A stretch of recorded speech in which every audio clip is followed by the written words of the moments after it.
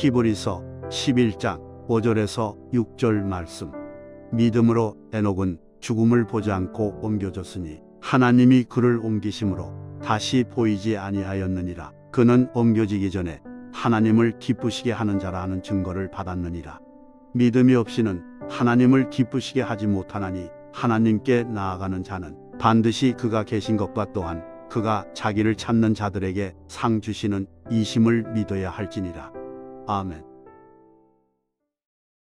오늘 우리는 히브리서 11장 5절과 6절 말씀을 읽었습니다. 오늘 본문 5절 말씀 가운데 특별히 우리가 하반절을 보면 하나님을 기쁘시게 하는 자라 하는 말씀이 있는데 이 말씀을 제목으로 삼았습니다.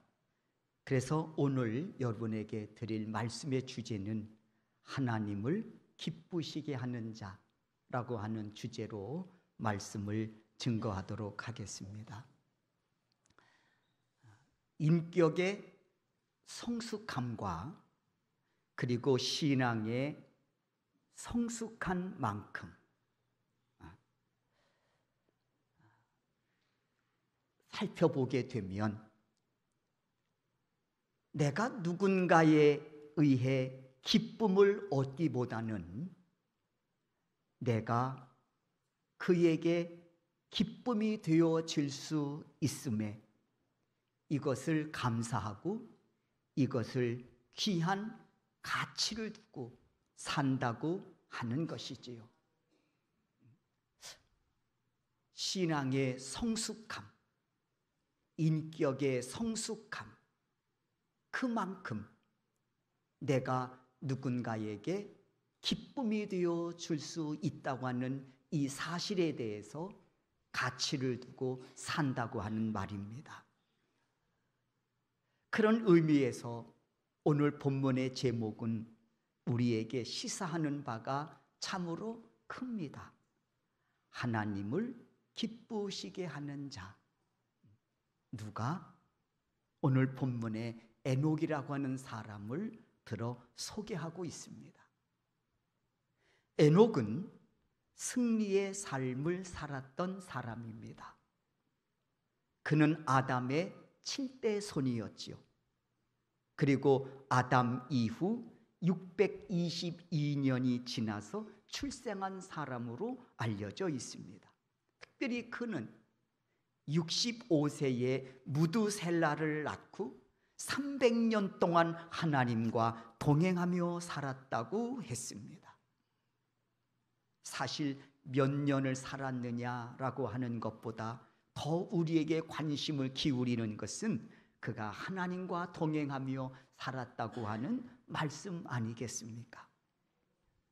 그리고 그는 하나님의 특별하신 은혜로 365세 때에 세상에서 죽음을 보지 않고 하나님의 나라로 승천한 사람으로 알려져 있습니다. 오늘 우리는 이 시간 이렇게 믿음으로 살았던 에녹에 관해 말씀을 나누려고 합니다. 나눌 말씀의 주제는 그가 과연 어떤 믿음을 소유했기에 이렇게 하나님께 인정을 받으며 300년 동안 하나님과 동행할 수 있었는가라고 하는 겁니다. 그리고 이렇게 이 땅에서 죽음을 보지 않고 승천할 수 있었는가? 그의 믿음에 관하여 살펴보면서 은혜를 나누려고 합니다. 바라건대 선포되어지는 말씀 앞에 아멘으로 화답하는 자마다 진정 하나님을 기쁘게 해드리는 그런 믿음의 사람으로 성장에 성장을 더하는 그런 놀라운 은혜가 여러분과 함께 할 수 있기를 주의 이름으로 축원합니다. 5절을 한번 보십시오. 믿음으로 에녹은 죽음을 보지 않고 옮겨졌으니 하나님이 그를 옮기심으로 다시 보이지 아니하였느니라. 그가 옮겨지기 전에 하나님을 기쁘시게 하는 자라 하는 증거를 받았느니라. 여러분, 이게 무슨 말씀일까요? 에녹은 하나님의 나라에 입성하기 전에 그는 하나님을 기쁘시게 하는 증거를 가지고 살았다고 하는 말이지요. 그 증거가 뭡니까? 오늘 본문에 보니까 하나님과 동행하는 삶을 살았다고 말씀하고 있습니다. 하나님과 동행하는 삶. 이는 에녹에게도 감사하고 기쁜 일이지만 하나님은 더더욱 에녹과 동행하심에 있어서 기뻐하셨다는 말이기도 합니다. 동행하는 삶. 에녹의 입장에서 얼마나 감사하고 기쁜 일이었겠느냐는 거예요. 그러나 에녹보다 더 기뻐하고 즐거워하시는 분이 계셨는데 바로 하나님이셨다는 겁니다. 여러분, 동행이라고 하는 이 단어 모르시는 분 없으시지요? 함께 생활하다, 교제하다, 뭐 이런 의미를 갖고 있습니다.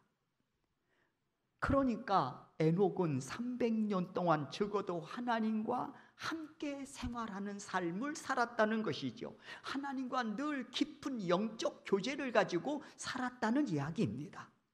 그런데 동행이라고 하는 이 단어 속에는요, 또 하나 중요한 의미를 담고 있습니다. 그 의미가 뭔고 하니 계명을 지키다, 이런 의미를 품고 있다는 거예요. 동행이라고 하는 이 단어가 말입니다. 계명을 지키다. 이는 시사하는 바가 매우 큽니다.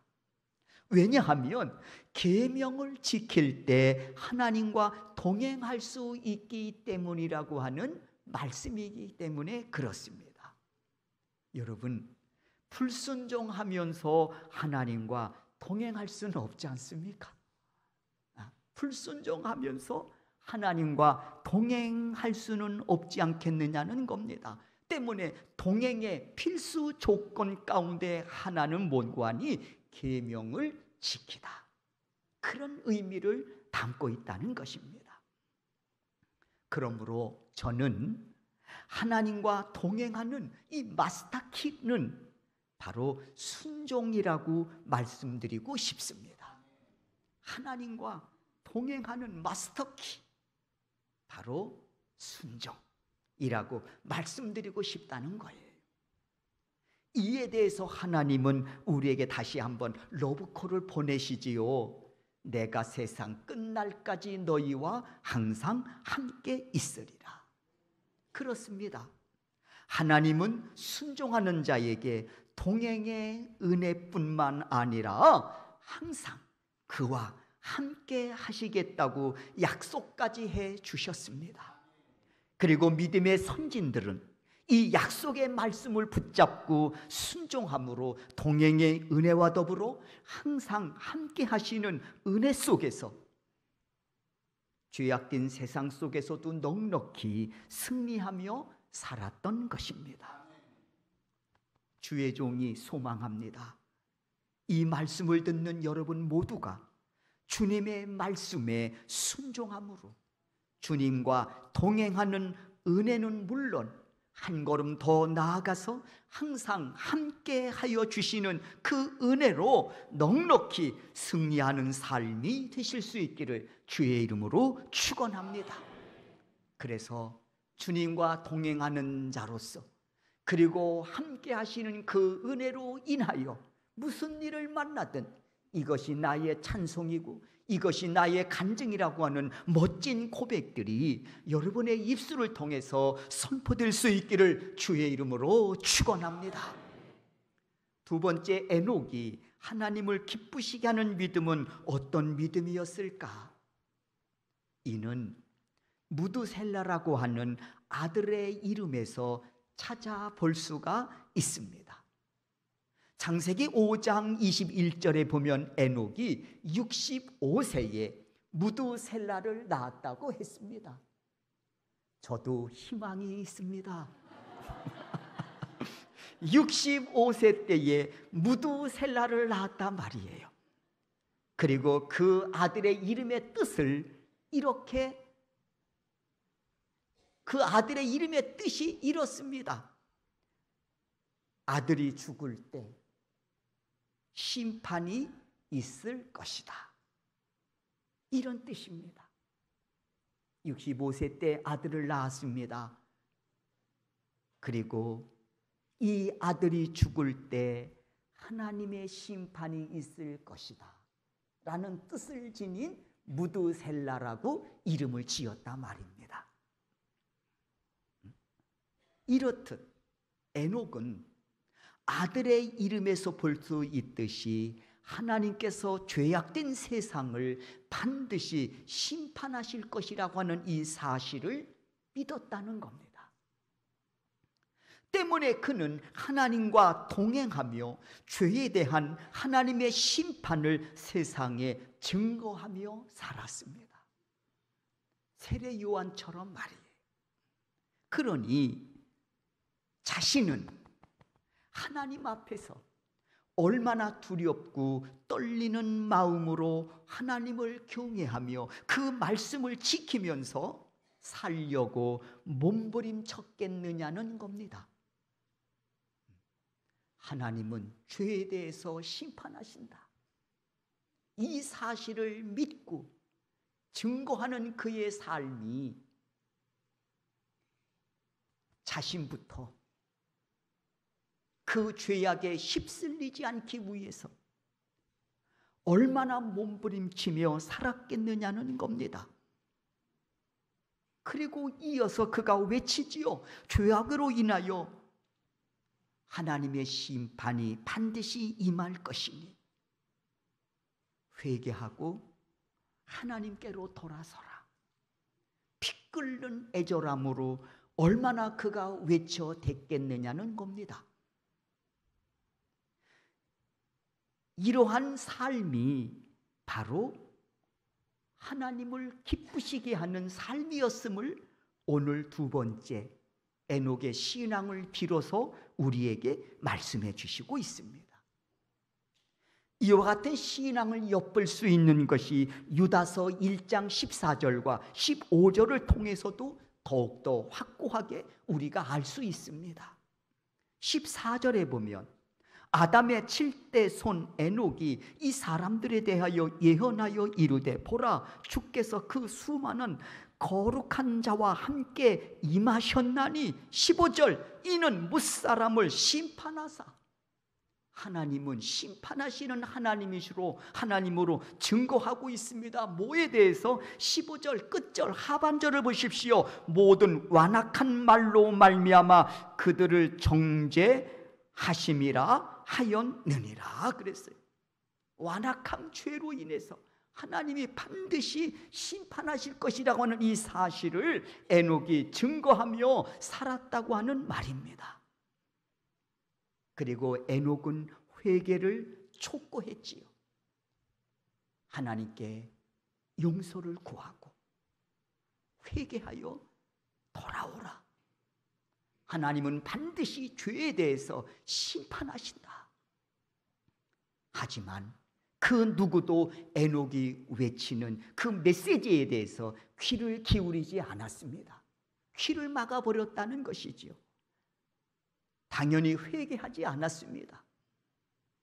결국 에녹의 예언대로 살아계신 하나님께서는 무두살라가 죽던 해에 그리고 노아가 600세 되던 해에 하나님의 심판이 정확하게 임하십니다.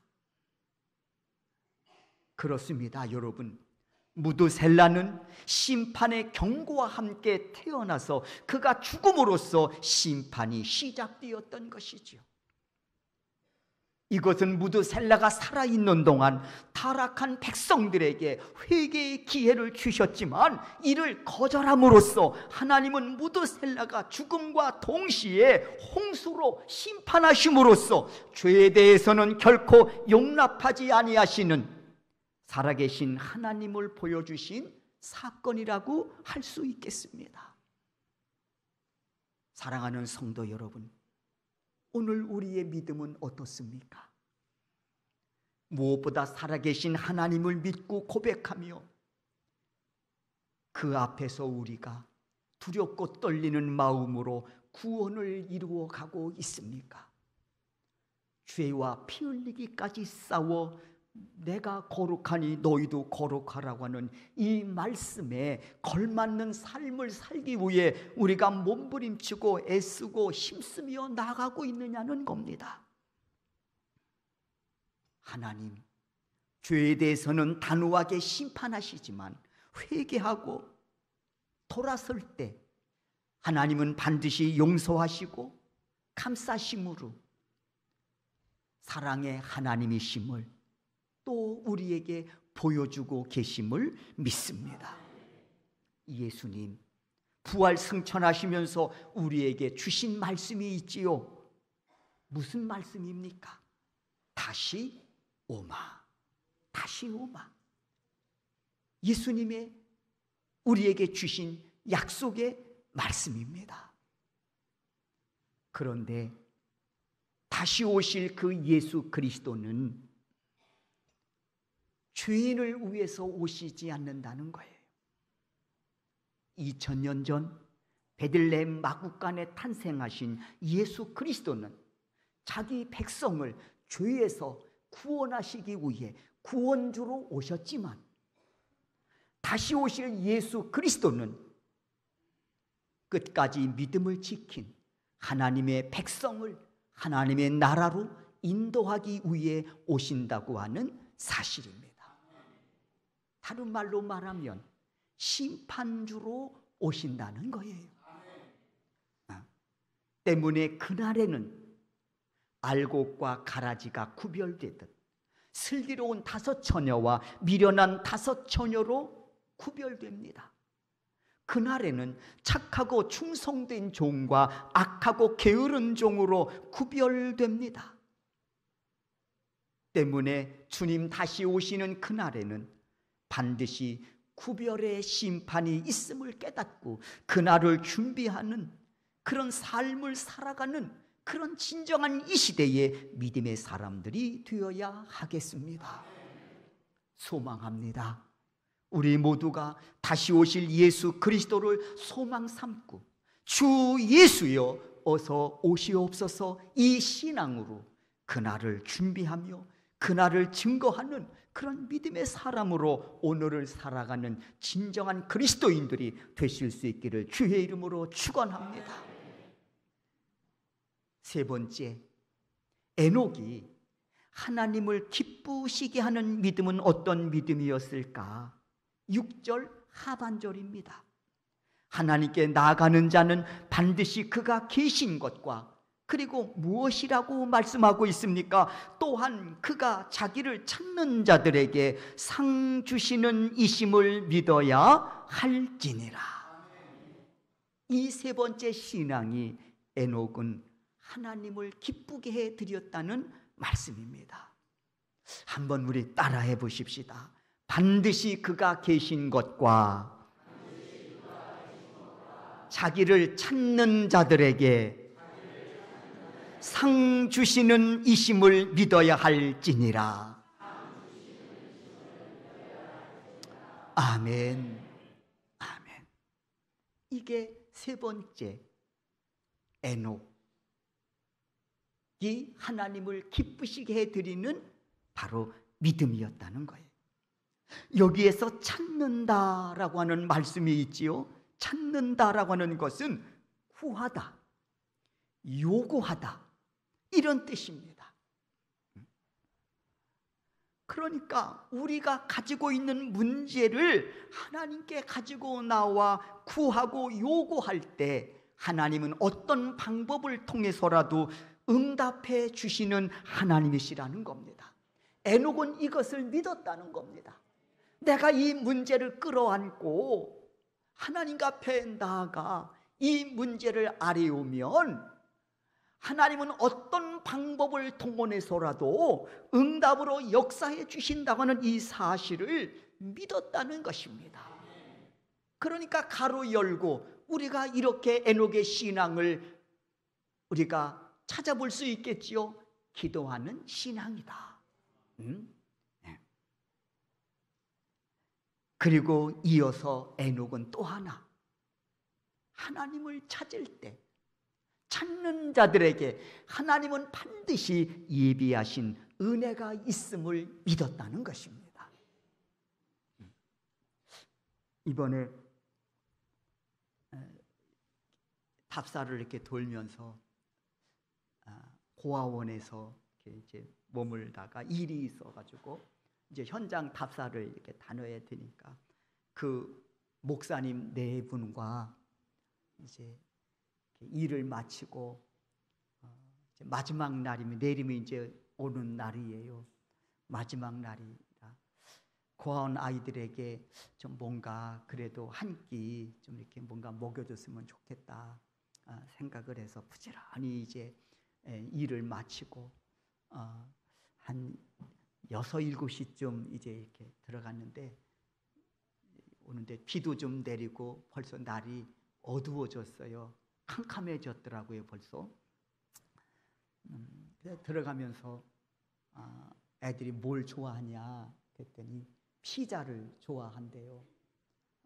그래서 또 뭘 좋아하냐 그랬더니 아이들이 새우를 좋아하는데 1년에 한 2-3번 정도 먹는다고 그래요.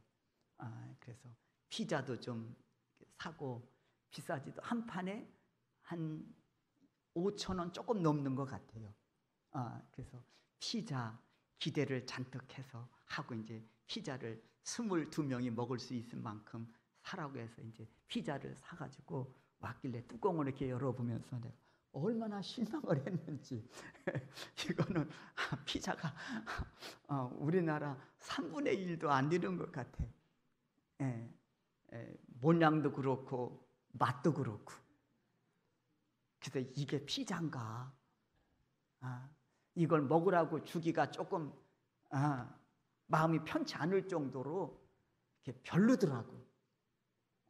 그래도 그게 그렇게 아이들은 맛있는 거예요. 얇아가지고 좀 피자 같은 게 두툼해서 좀 씹는 맛도 있고 토핑도 좀 올라가가지고 말이죠. 하면 쫙 좀 늘어나고 뭐 좀 그래야 되잖아요. 그리고 위에 좀 뭐가 얹어 있어서 좀 씹는 맛도 있고 해야 되는데 새우가 한 조그마한 거 2-3마리 올라가서 그거 이렇게 자르면 누구한테는 가고 누구한테는 안 가고 막 야 참 내가 사주면서도 좀 미안하더라고요. 그래도 그렇게 좋아한다니까 그거를 피자도 사고 또 이제 새우를 좋아한다고 해서 1년에 한 2-3번 먹는다고 하니까 원들이 장날이다 이놈들아. 그리고 이제 새우를 사가지고 이제 이렇게 갔어요. 갔는데 어둠이 이제 쫙 내려. 애들은 벌써 5시에 이제 식사가 끝나니까 5시에 다 이제 먹고 숙소로 다 들어갔을 텐데 이제 그 목사님 네 분도 나오고 저도 나오니까 차 소리가 이제 시골이니까 이렇게 오는 게 들릴 거 아니에요. 그 소리가 들었는지 애들이 다 문 앞에 나온 거예요. 나와가지고 차가 딱 들어가니까 아이들이 야 여기다 꼭 뭐 들려주면 어디 같아? 얘기는 안 하겠지만 야 오셨다고. 그래서 쟤들이 피자 사온 거를 알았나? 그래서 목사님께 물었어요. 애들이 피자 사는 거 알아요? 그랬더니 아니 모른대요. 뭐 연락할 애들이 핸드폰이 한 사람도 없으니까 애들이 가진 애들이 뭐 연락할 수 있겠어요. 하고 싶어도. 그런데 마치 맛있는 거를 사갖고 오는 것을 알고 있는 양 막 손을 흔들고 야 그리고 막 문 앞에서 난리가 난 거예요. 애들이 그래도 믿음이 있는 거야. 나갔다 들어오시는데 빈손으로 오겠냐? 눈과 사탕 하나도 사오겠지. 상 주시는 이심을 믿어야 할지니라. 애들이 그 믿음 가지고 이러지 않았을까 생각을 했어요. 왜 이 말씀을 드리냐면 하나님도 우리가 이 앞에 좋으신 하나님이라고 우리가 단어를 붙여서 우리의 신앙을 고백하지 않습니까? 그 좋으신 하나님 우리가 구할 때 언제나 예비하신 은혜로 채워주심을 믿고 하나님 감사하면 하나님 얼마나 기뻐하실까? 하나님이 은혜를 예비하셨는데도, 하나님은 오늘도 살아서 역사하시는데도 하나님이 계신지 안 계신지, 나 여기 있어, 나보고 어쩌라고요, 이런 신앙 하나님 기뻐하실까? 하나님이 예비하신 은혜를 준비하시고 그 은혜 주시기를 기뻐하시는데, 그 은혜엔 우리는 관심을 기울이지 않고 세상에 도취해서 세상 연락 즐기는 삶을 산다면 하나님이 기뻐하실까? 에녹의 세 번째 신앙, 하나님 오늘도 살아 계셔서 내가 간구할 때 응답으로 역사하시는 하나님, 그리고 부르짖을 때 언제나 예비하신 은혜로 내 삶을 충만하게 채우시는 하나님, 그 믿음이 하나님을 기쁘게 해드리는 믿음이었다고 하는 것입니다. 제가 마지막 날 마침 또 이렇게 아이들하고 얘기 좀 할 수 있는 시간이 조금 있었어요. 한 아이는 학교에서 탑을 달리는 애고, 그 와중에도 얼마나 성실하게 신앙생활을 하고, 그가 찬양 인도도 하고 그러더라고요. 중학교 지금 2학년 아이인데 학교에서 1등이래요. 그 아이가 신앙도 1등이라는 거예요. 근데 마침 그 아이하고 얘기할 수가 있었어요. 또 한 아이는 사모님이 큰아들이라고 이야기하는 아이인데 진짜 낳은 아들이 아니고 믿음으로 큰아들인데, 한마디로 말하면 얘는 탕자 같은 아이야. 그래서 우리가 선교팀이 갔을 땐가요, 예배를 드리고 사모님이 특별히 부탁하시더라고요. 이 아이가 정말 예수를 이제 만나고 부끄러웠던 과거를 이제는 청산하고 내가 신앙 안에서 이제 새롭게 살겠다고 결단했으니 목사님 이 아이 머리에 손을 얹고 기도해 주세요. 막 같이 가셨던 분들 기억하실 거예요. 그 아이하고 같이 이제 앉게 됐습니다. 그래서 그 아이들한테 제가 물었어요. 이런저런 얘기하다가 뭐가 힘드냐 그랬더니 외로움이 제일 힘들다고 그러더라고요. 그러니까 이 아이들이 일찍 뭐 질병으로 부모를 잃었거나 사고로 잃었거나 부모를 다 이제 잃어버린 아이들이잖아요. 또 살아계시다 할지라도 마약으로 알코올로 부모 역할을 할 수 없을 지경이어서 마을 이장이 맡긴 아이들이에요. 그러니까 이 아이들이 이제 심적으로 얼마나 외롭겠습니까? 근데 그 아이들이 그런 얘기를 하는 거예요. 제일 어려운 게 외로움이 어렵대. 이 세상에 내가 혼자구나. 그것이 제일 어려운데 현재 그 목사님 네 분이 우리의 부모님이 돼주셔서 우리가 얼마나 기쁜지 모르고 또 이렇게 찾아오셔서 우리하고 함께 또 식사도 나누고 함께 이렇게 대화를 나눌 수 있다는 것이 참 자기들한테는 참 얼마나 큰 힘이 되는지 모르겠다. 올 때마다 찾아오셔서 고맙습니다 하고 그 이야기를 하더라고요. 여러분, 우리가 이 세상에 살아가는 동안에 이런저런 문제를 만날 때 우리가 힘들 수 있습니다. 그리고 그 가운데에 내가 어찌할 수 없는 그런 상황 속에서 절박함도 있지만 또 그 속에서 나 혼자라고 하는 그 문제 상황 속에서 외로울 때도 있습니다. 그러나 하나님 말씀하십니다. 나는 너의 좋은 친구요, 위로자요, 소망이요, 기쁨이요, 구원이 되어 주신다고 말씀하고 있습니다. 사랑하는 성도 여러분, 오늘 에녹이 죄악된 세상 속에서도 그가 굳건하게 믿음을 지키며 나갈 수 있었던 것은 그가 하나님과 동행하는 삶을 살 수 있었기 때문이었습니다. 주신 말씀에 순종할 때 기쁨으로 그는 하나님과 동행하며 또 그 믿음을 통해서 하나님께 기쁨을 드리는, 그리고 언젠가 내 인생의 끝자락에서 하나님께서 내 삶을 세마신다는 그날을 기억하고 죄악된 세상 속에 휩쓸려 가지 않고 내가 거룩하니 너도 거룩하라고 하는 그 말씀 하나 붙잡고 죄악과 싸워 자신의 믿음을 지켜가는 에녹의 신앙을 하나님이 기뻐하셨다는 것입니다. 그리고 무슨 일을 만나든 하나님은 오늘도 살아계셔서 내 인생의 주인이 되어 주시고, 그리고 하나님을 찾는 자들에게는 반드시 예비한 은혜가 있음을 믿고, 그 은혜로 오늘 여기까지 내가 살아왔고 앞으로도 그 은혜로 내가 살아갈 수 있음을 고백하며 하나님께 영광 올려드리는 그 믿음을 하나님은 기뻐하셨다는 것입니다. 사랑하는 우리 소명교회 성도 여러분, 여러분 역시 하나님께 기쁨을 드리는 그런 성숙한 인격과 더불어 성숙한 신앙으로 날마다 발돋움할 수 있는 그런 이 시대의 진정한 믿음의 사람이 되시기를 주의 이름으로 축원합니다. 성경 말씀을 읽다 보면 하나님이 근심하셨다는 말씀이 있습니다. 또 성경 말씀을 읽다 보면 하나님이 탄식하셨다고 하는 말씀도 있습니다.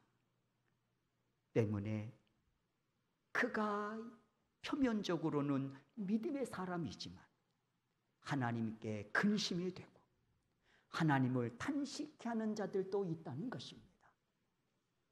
소망합니다.